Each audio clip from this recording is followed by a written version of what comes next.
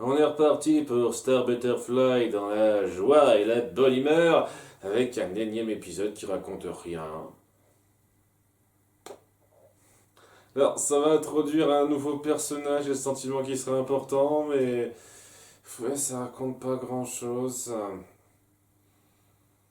Et une fois de plus, c'est mis en scène de façon très pauvre, surtout pour appuyer le gag. C'est l'essentiel de cette série, c'est le gros morceau de cette série. Moi je pensais quoi, avec la fin de cette saison 1 et le début de cette saison 2, qu'on aurait un peu régulièrement des épisodes, des demi-épisodes au moins où on ferait un peu avancer les choses, où on mettra en avant des choses un petit peu sérieuses, bien amenées, mais non. Les prétextes aux gags, purement bêtement. Là, les deux premiers épisodes de cette saison donnaient un petit peu l'espoir que ça allait être quelque chose qui allait se répéter, mais là, trois épisodes de suite, il n'y a rien. Il n'y a rien de grandement notable. Donc, c'est parti. Premier épisode, le premier demi-épisode se centre sur Star qui attend dans les poubelles d'un magasin, une boulangerie, je ne sais plus exactement, que les donuts qui n'ont pas été consommés soient jetés à la poubelle, donc elle attend dans la poubelle.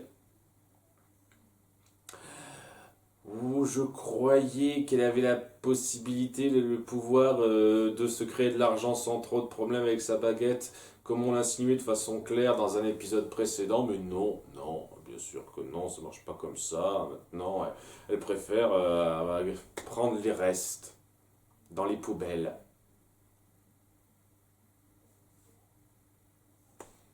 Super. Et elle est prise de court parce qu'il y a une autre personne qui attend dans les poubelles pour bouffer les donuts qu'on jette et qui s'avère être en fait une autre personne de Muni. Alors c'est pas juste un clodo comme ça qu'on connaît ou quelque chose comme ça, non, c'est une autre personne de Muni qui s'avère s'appeler, c'est quoi son nom pourtant Mina Loveberry. Mina Loveberry.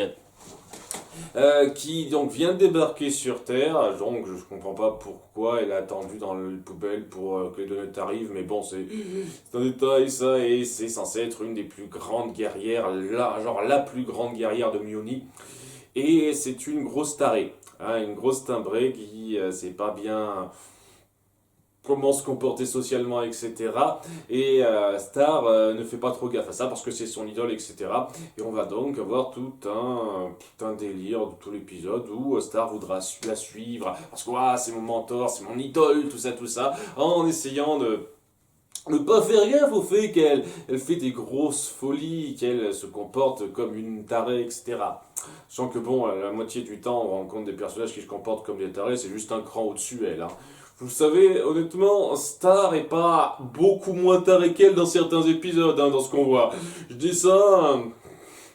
Enfin, ça aurait pu être intéressant si on avait fait quelque chose de poussé sur une réalisation de Star, comme quoi c'est une espèce de folie, une espèce de tendance à partir dans des délires qui lui font envie, ça gêne un petit peu les autres. C'est pas génial pour les gens à côté, quoi. Qu'elles se rendent compte à partir des actes de cette femme, mais non, ça va pas être le cas.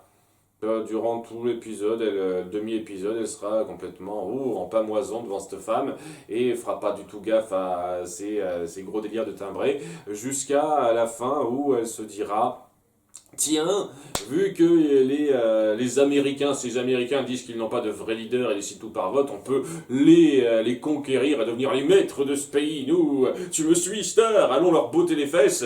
Tandis qu'elle prend sa forme guerrière, tout ça. Et Star se dit, attends, t'es un petit peu trop loin, au bout du compte, non, non, je peux pas accepter ça va trop loin. Hein, t'es un peu trop folle, je peux pas accepter. Et Mina le vit mal avant de partir en se jetant dans une grosse poubelle dans une benne à déchets, la même benne à déchets qu'au début, j'ai l'impression. Voilà, apparemment, c'est son mode de transport. Elle peut pas se transporter, elle peut se transporter que si elle se jette dans une benne à déchets, si vous voulez. Et ouais, c'est tout ce qu'on a. Ça aurait pu être très intéressant si on avait développé quelque chose d'intelligent autour de ça, d'amener, de peaufiner, mais c'est juste, elle prend la décision qui va un peu trop loin, Mina, elle se dit, ok, ça va, ça c'est pas exagéré, je peux pas, et c'est merci, au revoir. S'il y avait rien, il y avait rien dans cet épisode, j'ai rien à dire. Le personnage de Mina, dans certaines circonstances, aurait pu être pas mal, mais on en a juste fait une star bis un tout petit peu plus timbrée que d'habitude. C'est tout ce que c'est, hein. C'est une star bis un tout petit peu plus timbrée que d'habitude, hein. Qui fait ses gros délires et elle arrive, elle repart. Et on montre qu'elle a mal vécu le fait que Star l'ait un peu rejeté. Si donc j'imagine que ça pourra rejouer un rôle par la suite si elle réapparaît. Mais c'était comme une introduction de personnage, c'était très plat. Je veux dire, c'était pas affreux l'humour, il était vaguement potable, je dirais. J'ai vu pire, c'est pas ultra insultant comparé à d'autres fois, mais putain, ça raconte rien, quoi. Je me fais chier en regardant ce genre de truc, quoi. Ça me fait vaguement sourire de temps en temps à cause de l'humour qui est vaguement acceptable, mais sinon, c'est rien, quoi. C'est rien du tout. Il n'y a aucun développement, aucun moment de personnage, un tant soit peu intéressant à analyser, à observer là-dedans. Et il va y avoir quelque chose d'un tout petit peu plus recherché dans le second segment, mais ça va être le même problème. Ça se jouera une fois de plus trop sur le gag et ça plombera l'impact de ce que ça veut faire passer. Tiens, je suis désolé de me répéter, de faire discurier, mais c'est toujours la même chose, cette série. C'est les mêmes formules, les mêmes trucs, les mêmes problèmes. J'ai l'impression de tourner en rond dans ce que je regarde. Donc ouais, je suis pas super emballé à l'idée de continuer de critiquer ce genre de truc. Ça commence à me gasser des couilles, je vous jure. J'avais des problèmes avec la série, elle est légendaire, mais au moins il y avait une façon intéressante de critiquer une bonne partie des scénarios qui étaient mal foutus quand même. Et là, les scénarios qui commencent à se répéter, à être mal foutus, j'ai plus rien à en dire. Voilà, donc dans le second segment, Star et Marco partent faire du camping, elle découvre ça, elle comprend toujours pas des trucs de notre monde, ça fait genre 6 mois qu'elle est là ou un truc comme ça, mais elle sait toujours pas un truc, Star. Ok, hein, si vous voulez, hein, faites qu'elle soit super lente à comprendre des trucs. Et donc oui, Marco a prévu tout un programme, épanouissement dans la nature, et à la fin il y aura un geyser qu'il veut lui montrer à Star, parce que voilà, tous les ans il va, et tous les ans ce geyser, il a sa petite éruption d'eau et tout, et c'est joli à voir.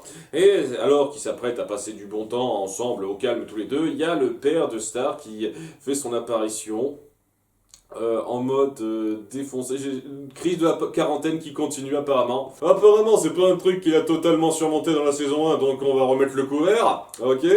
Et voilà, quoi, il s'invitera à la fête, il fera des conneries, alors qu'ils pêcheront, qu'ils feront certains trucs, il se mêlera de certaines choses, notamment avec la faune du coin, les espèces protégées, en faisant rien aux animaux au passage, quoi. Tout ce qu'il fera, c'est gêner un petit peu certains animaux, mais il s'attaquera pas à eux ou quoi que ce soit. Pourtant, bon, ça leur ramènera des problèmes.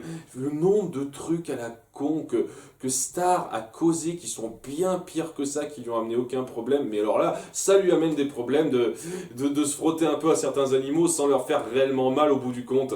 Ça me fait bien marrer, ça me fait bien marrer, quoi. Et bon, là, c'est juste un tas de conneries qui s'enchaîneront, quoi. Le père qui fera des tonnes de délire pendant les 3/4 facilement d'épisodes, de façon à finir par retarder Marco et Star pour aller voir le fameux geyser qui va entrer en éruption, le fameux vieux geyser qui va entrer en éruption.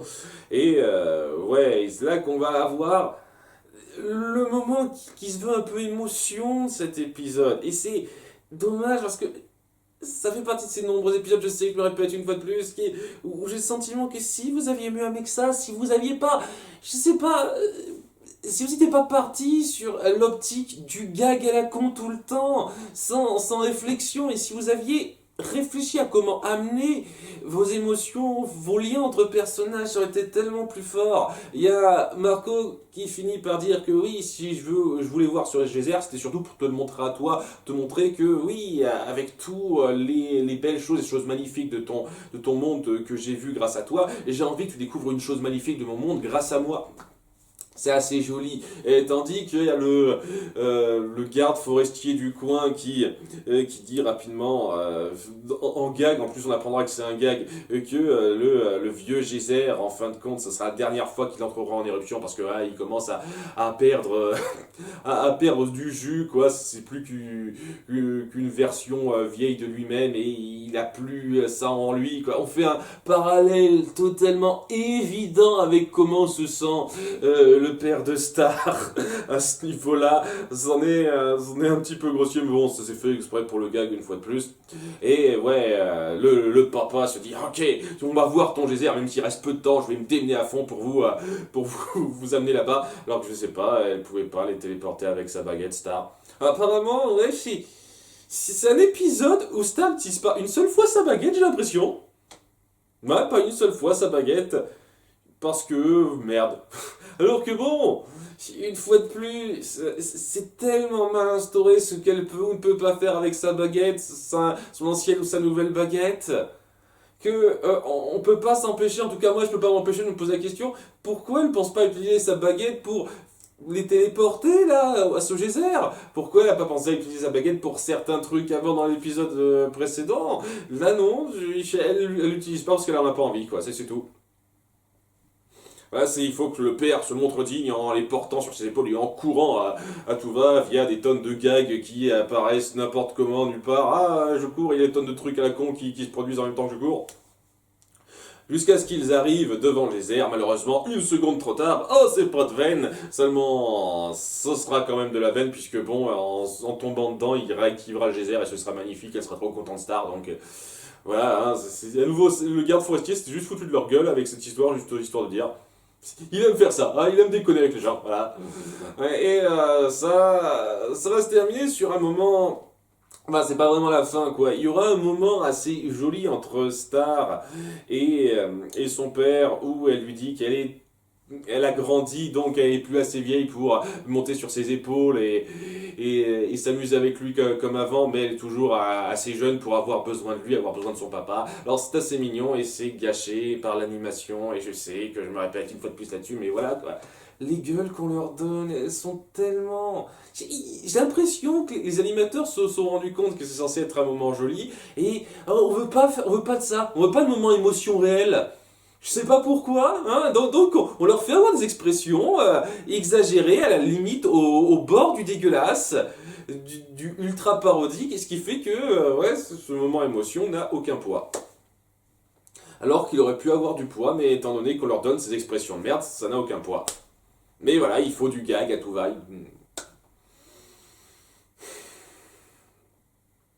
Et voilà, ça se terminera avec donc le vieux qui sera pris dans le geyser, qui fera brûler sa barbe, ses cheveux et sa peau, et donc il en sortira genre tout neuf, sans barbe, sans cheveux, etc. Ouah, j'ai une nouvelle jeunesse, tout ça, il est dégueulasse comme ça, il est super moche au passage. Et voilà, c'est la fin. Drôle. Bah, le concept, le message que ça va faire passer autour du père de Star qui sent un peu de plus en plus vieux, perdre pied donc plus dans la fougue de sa jeunesse et qui essaye de nouer avec sa fille, c'est assez joli. Ah, déjà vu des tas de fois, mais c'est assez joli quand même. C'est juste que j'ai le sentiment qu'ils ont conscience que ça a déjà été vu des tas de fois, donc on rajoute des tas de couches de gags ultra exagérées par-dessus pour essayer de faire passer la pilule, alors que la pilule aurait pu très bien passer si vous étiez resté un tout petit peu plus classique, vous aviez accepté le fait que vous aviez une intrigue un peu classique là-dedans, émotion, et si vous aviez un petit peu assumé que c'était de l'émotion classique, quoi. Pas juste dire, allez, gag, voyez. Mais voilà, c'est que ça, du gag, à nouveau, Bob l'éponge, hein, c'est ce que je regarde maintenant, hein, c'est super, j'ai jamais aimé Bob l'éponge, je le redis, donc... ouais, je ressens pas grand chose, alors que j'aurais pu ressentir beaucoup de choses dans ce segment. J'en ressens rien. Mais à nouveau, les gags passaient vaguement. Voilà, c'était pas affreux. À nouveau, il y a par rapport à d'autres épisodes où je me suis senti insulté par rapport à la psychologie des personnages, comme l'épisode précédent, où bien on avait vraiment du gag stupide et ridicule qui me faisait grincer des dents, comme il y a 2 épisodes de ça. Là, c'est acceptable. Les personnages sont pas insultés, c'est juste qu'ils sont dans des situations qui sont pas ultra saisissantes et palpitantes, mais ils sont pas non plus rabaissés. Les gags sont pas fameux, mais ils peuvent se suivre un chouïa. C'est vaguement passable. Voilà, épisode vaguement passable. C'est ce que je peux espérer maintenant, c'est ça le truc. Super, wouh. Si ça se trouve, ça va être comme la saison 1, il va falloir que j'attende la fin maintenant pour commencer à avoir des épisodes qui ont du poids et qui sont vraiment pensés pour avoir de l'impact. Hein, pour faire évoluer quelque chose et pour être pris au sérieux, il faut que j'attende la fin de cette saison comme pour la saison 1. Ok, ben je vais attendre la fin de cette saison pour ça. Voilà, hein. Donc dans les épisodes qui vont suivre, je vais me taper des tas d'épisodes, de double demi-épisodes sans ambition comme ça. Merci, voilà, super. Ça va être l'éclate, hein, je vous jure. Hein. À bientôt pour l'épisode 6, bye.